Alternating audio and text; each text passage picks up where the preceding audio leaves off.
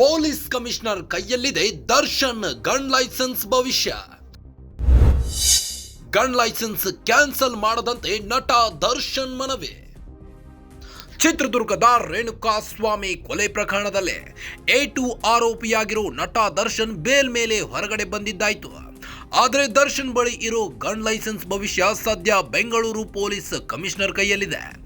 Gun licence ಹಿಂಪಡೆಯುವ ಬಗ್ಗೆ police ನೋಟಿಸ್ಗೆ ನಟ ದರ್ಶನ್ ಉತ್ತರಿಸಿದ್ದು, ನನಗೆ ಗನ್ ಬೇಕೇ ಬೇಕು ಎಂದಿದ್ದಾರೆ.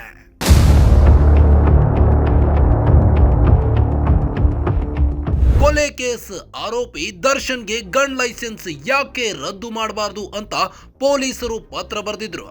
ಇದಕ್ಕೆ ಉತ್ತರ ನೀಡಿರೋ ನಟ ದರ್ಶನ್, ನನಗೆ ಲೈಸೆನ್ಸ್ ಬೇಕು, ನಾನೊಬ್ಬ ಸೆಲೆಬ್ರಿಟಿಯಾಗಿದ್ದು ನಾನು ಹೋದ ಕಡೆ ಬಂದ ಕಡೆ ಸಾಕಷ್ಟು ಜನ ಸೇರ್ತಾರೆ.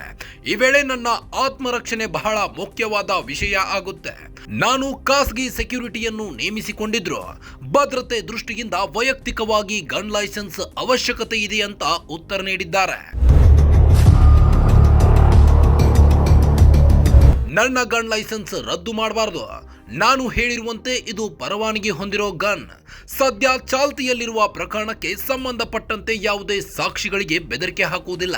ಒಂದು ವೇಳೆ ಅಂತಹ ಘಟನೆಗಳು ಆದರೆ ತಾವು ಸೂಕ್ತ ಕ್ರಮ ಜರುಗಿಸಬಹುದು ಅಂತ ಬೆಂಗಳೂರು ಆಡಳಿತ ವಿಭಾಗ DCP ಬರೆದಿರೋ ಪತ್ರದ ನೋಟಿಸ್ಗೆ ಉತ್ತರ ನೀಡಿದ್ದಾರೆ.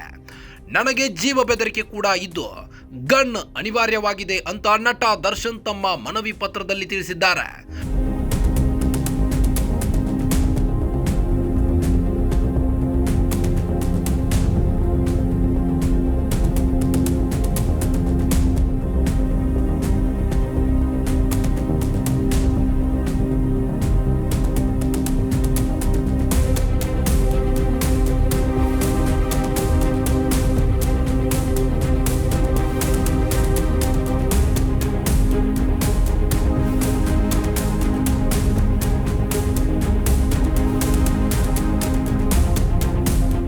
ನಟ ದರ್ಶನ್ ಅಂಡ್ ಗ್ಯಾಂಗ್ ಮೇಲೆ ಹಿಂದೆಯೂ ಸಾಕ್ಷ್ಯನಾಶದ ಆರೋಪವಿದೆ.